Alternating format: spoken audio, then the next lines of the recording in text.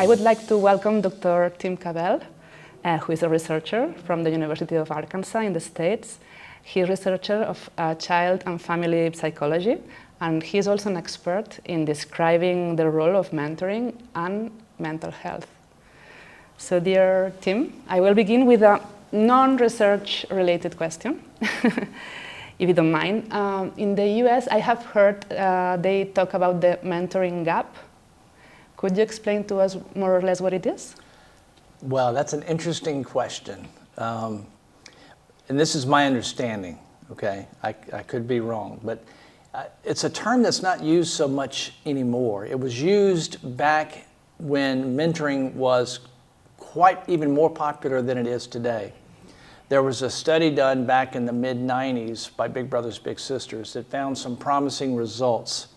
And these results were repeated again and again and used to call for the expansion of mentoring and used to call for the funding of mentoring. And the assumption made from this first study was that we had proven that mentoring works. Mentoring works, and all we need to do is grow it. And so the mentoring gap was really a public relations phrase that said, mentoring works, we have this many youth being mentored, but there's all these other youth waiting to be mentored. And that's the gap between those who are mentored and those who are not being mentored. And it was an argument to get more funding. Right. But they were counting only the formal mentoring programs. Yes. Not the natural mentoring relationships. Can I comment on that? Of course. So, formal mentoring organizations are usually nonprofits. Almost all are nonprofits. And they have little budget, little infrastructure, and they have to avoid risk. And so they have to carefully screen their mentors and train their mentors.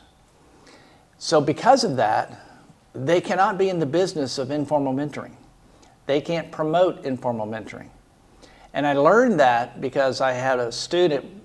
We were interested in developing a program called Parent-Initiated Mentoring, where parents are trained to find adults in their community that can be supportive, natural mentors for their children. And we pitched that to Big Brothers Big Sisters, and they said, we can't do that. So formal mentoring programs cannot be involved in the business of informal mentoring, which is a bit ironic. Mm-hmm. Still, as well, from the research, it would be interesting to know how many kids count on natural mentors, in spite of the programs. You know what I mean? There's interesting data on that. Some estimates are as much as 60 to 75% of youth have a natural mentor.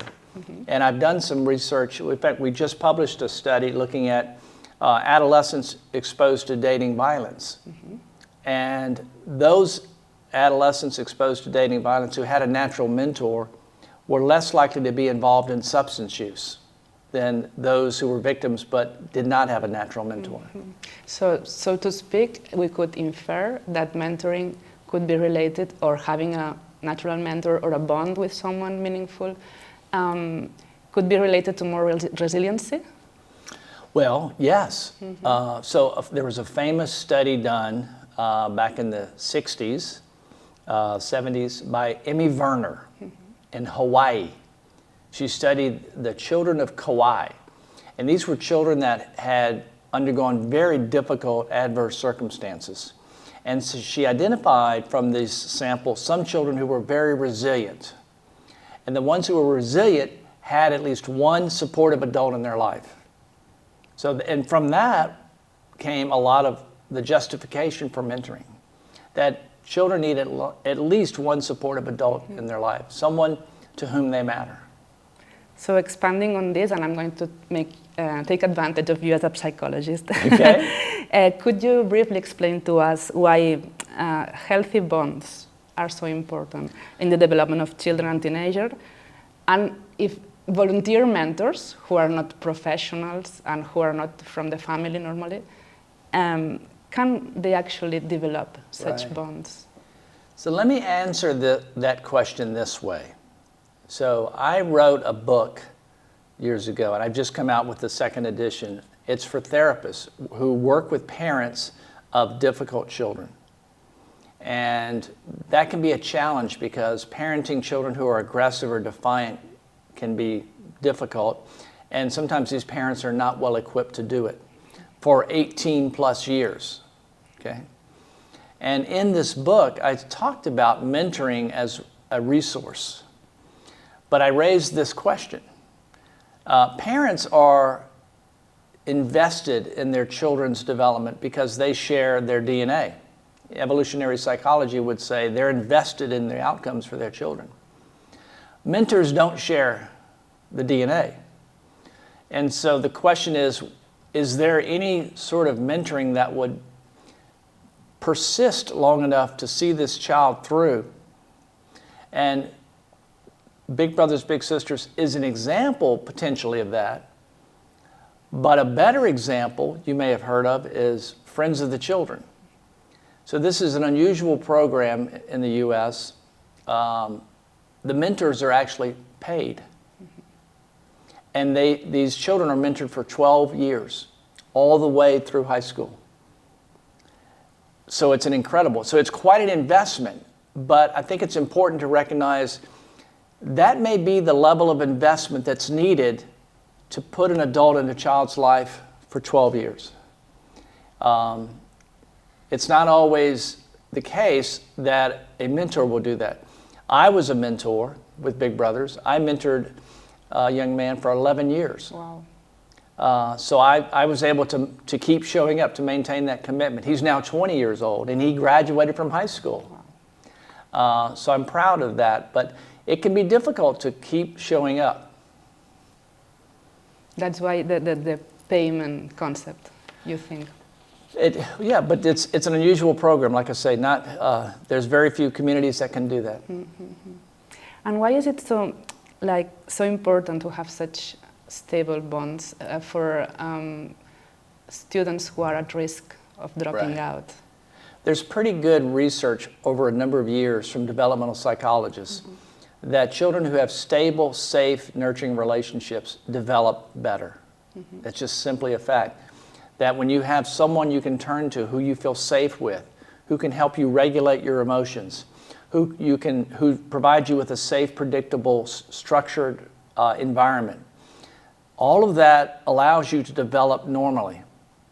When you have unpredictability and chaos and insecurity and violence, then development gets distorted and you don't develop the kind of emotional, regulatory, and social skills and cognitive skills that you need. And so it's a way to ensure normal development. It's not giving something extra necessarily, it's just ensuring that development goes as it should. And that requires a stable, safe, nurturing relationship. And even if the immediate environment is not so chaotic or violent, we are seeing nowadays in your country and here a big mental health crisis among children and teenagers and young people, and many educational inequalities. So, of course, we cannot expect the school only to solve all these problems, and the health professionals, as you know, don't arrive unfortunately, to meet all the needs of the population. So, what could we do as a society, as civil society, to improve the situation a little bit? I think we can educate adults who have interest in their community to think about becoming mentors. We can educate our community about the benefits of thinking preventatively, about being involved and supportive in children's lives. I'm not sure what it's like in Spain, but we tend not to think so much in terms of prevention in the USA. We tend to wait for a problem to happen and then we deal with it. We don't invest as much as I think we should in children early on. But if there was a collective effort to try to support children, you know, the phrase, it takes a village to raise a child, I think there's some truth to that. So that's why we tried to start this program of parent-initiated mentoring. We actually called it initially the Godparent Project. You know, I was raised Catholic, I'm still Catholic, and in Catholicism, there's the tradition of the godparent. that sort of helps the parents raise the child. There's a long tradition of that in many cultures. I think we've forgotten some of that. Let's all step in and do our part. Absolutely. Absolutely, yes. And also as an expert in mental health who has done, as you have, research on the benefits of mentoring, what would you say that are the impacts for the volunteer mentors or for the mentors in this regard? That's a great question. And I have to say, I'm sorry for this answer, but it depends. Mm-hmm. It depends on who's being mentored. Okay? We know enough now as scientists that children can influence adults. Mm-hmm. For example, if I were a parent of a child with autism, I would find that more difficult as a parent than if I had a child who does not have autism. And so that's an example of the child influencing the adult. The same thing can happen with mentors. We did a study where we had mentors for 3 semesters paired with a child that had been identified as highly aggressive by teachers and peers. And then we had the mentors complete personality questionnaires before mentoring and after mentoring. We asked them how confident they were before mentoring and after mentoring. We asked them, do they plan to be parents one day before mentoring and after mentoring? And not surprisingly, a lot of those scores went down. Like, I'm not so good at mentoring. I don't know if I want to be a parent. I'm not so conscientious. So it took its toll on these mentors. Now, they were not damaged. They weren't disordered, these mentors. But they certainly got an education. They had, I think, a learning experience. Now, we do another kind of mentoring where the mentors are paired with children 1 semester in the school cafeteria. It's so easy. There's very little cost to the mentor. And they enjoy that. The mentors enjoy that and feel very emboldened by it and feel like they're making a strong contribution. So it really kind of depends. Mm-hmm. And in the programs that work, like, has good impact, what kind of impact it can have? On the mentor or the children? On the mentor. Well, certainly a sense of being more engaged in your community, more connected with the community, having a greater sense of volunteerism. Mm-hmm. I have a colleague at the University of Padua. I've just been visiting there, and she has some very compelling research looking at mentors in her program, college students who were mentors, several months after they mentored. And she finds that their sense of being connected to their community and their sense of civic engagement go up after being mentored. It's very impressive. Yeah, I can relate to that, yeah. And what advices could you give to develop a mentoring program that actually works, in our case, to prevent school dropout, to encourage teenagers to study further? You know, there is a program designed to do that in the U.S. I'm not sure if you know about it. I'm not sure. It's an unusual program. Mm-hmm. I'll tell you about it. I don't know if you want to do it, but it's called Youth Challenge. Mm-hmm. And in this program, these are high school adolescents who are at risk of dropping out, leaving high school. And they voluntarily, the first thing they do is spend 6 months at a military base in a boot camp environment. Okay. With like a drill sergeant, and they're doing physical training, and they're in uniform. It's like a little military I'm not sure training. it would work here. But then, after the 6 months, they're released, they go back to their community, and then they're tasked with finding a mentor in their own community. They find their own mentor, mm-hmm. and they are mentored for a year after that 6 months by someone in their community. Mm-hmm. And there's some pretty good evidence for that. So I don't know if that's the only program I know about that has evaluated mentoring specifically for youth at risk for high school dropout. Mm-hmm. I think my tendency is to think about group mentoring, think about why adolescents do anything. Usually it's because of their friends and what their friends are doing. In fact, I've been asked to consult with that program, that Friends of the Children, that paid mentoring program, because they're experiencing some challenges, their mentors, because the high schoolers don't want to spend as much time with the mentor. Well, guess what? That's what high school students do. They want to spend time with their friends. I mean, as someone who raised 3 children, when I was a parent, my teenager didn't want to spend time with me.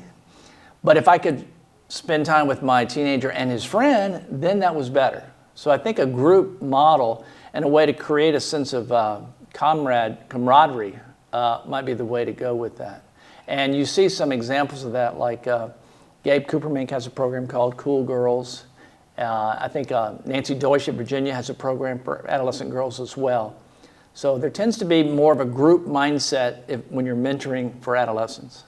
And finally, if you wish, you could, if you want to share with us a story, a situation that you've learned from the projects or the programs that you have kind of participated or doing research with, that help us to trust mentoring and to encourage people to mentor somehow in their lives. Well, I think about my own experience as a mentor. So the young man that I've mentored for 11 years, it's a little bit more now that he's 20, but he's officially out of the range of official Big Brothers, Big Sisters. He had some difficult times. He got into some trouble, but we've always stayed connected. And sometimes it was hard to find him. Sometimes he wouldn't return the call. Sometimes his mother would not return the call. And my commitment was to show up. My expectation was pretty low. I wasn't trying to save him or change him. I just knew that I could control me. I could control showing up and being a caring person who doesn't judge. So he's older now and he's working. Well, at least I don't know how much of what he's doing is legal, to be honest with you. But he's apparently making some money. I don't know. I don't want to know why, how. And I said, he says, you should be proud of me. I said, really? He said, don't judge. I said, I'm not judging. I said, I'm just caring. But I am worried about it. I said, I'm not judging, but I'm worried. And when he was getting in trouble earlier, I would say, I know you're a tough guy, but you don't need to be a tough guy every day. And I would just find little ways to say, I'm connected, I got your back, but sometimes I'm worried about you. So I've been in Europe for 5 weeks now, and we communicate through direct message on Instagram. That's how we communicate. So he sent me a DM a couple of days ago that said, when are you coming back? Nice. I said, I'll be back just in time for your birthday. We'll go to lunch. He goes, yes. Wonderful. Yeah. And also as an experienced mentor, but also as a family therapist, what would you say are there common fears of parents of these young people? Yeah. Because my theory is that they could feel like threatened or questioned by the mentor. That's a great question. I mean, think about being a parent, calling up or getting online with a mentoring organization and saying, I want my child to be mentored. That's taking a risk. That's saying, I trust that your organization is going to not harm my child. And not only that, but I have a hope or a dream that you will help my child. So parents are putting a lot out there, and they're taking some risk. And that's why mentoring organizations have to be careful about screening and background checks and training. But as a mentor, I thought it was very important to invest in getting to know my mentee's mother and to treat her with respect. I wanted him to see me treat her with respect. We would joke because she would at times discipline him, punishing him. And he would call her the sheriff. There's a new sheriff. The sheriff is being mean. I said, well, you better listen to the sheriff. But I would say if you're a mentor, respect the risk and the dream that parents have. They're taking risk and they have a dream. It can be real easy to judge parents who you think, why aren't they doing their job? How come they're not doing a better job? How come they're not? I would get out of that business and just help this young person move through life. That's wonderful, thank you. I would like just to add that in the program I'm designing at the moment, our aim is to make it be developed by local communities, not by me from Barcelona, but from different municipalities, schools, who can implement it with their teenagers. I love that. And to me, it's so meaningful that the parents can trust neighbors from their same, like, so to speak, socio-demographic, right, to be the mentors of their kids. You know what I mean? So let me comment on that. So in the U.S., we have a very developed mentoring organization. You know, big brothers, big sisters. But what does not happen in the U.S. is that no one's going to the parents and saying, "What do you want mentoring to do? What do you want a mentor for?" It's like they have one product from the shelf. Here you go. This is our mentor. Okay. But we don't listen to parents. We don't ask parents, what do you need? We might ask what sort of interest your child has to make the match. So if you're trying to reduce high school dropout, then I think it makes sense to ask parents, what are your challenges? What are your difficulties? What are your recommendations? Partner with families and communities. I love that. Thank you. So thanks so much, Tim. I'm done with the questions. Okay. It's been really, really inspiring and wonderful. Thank you so much.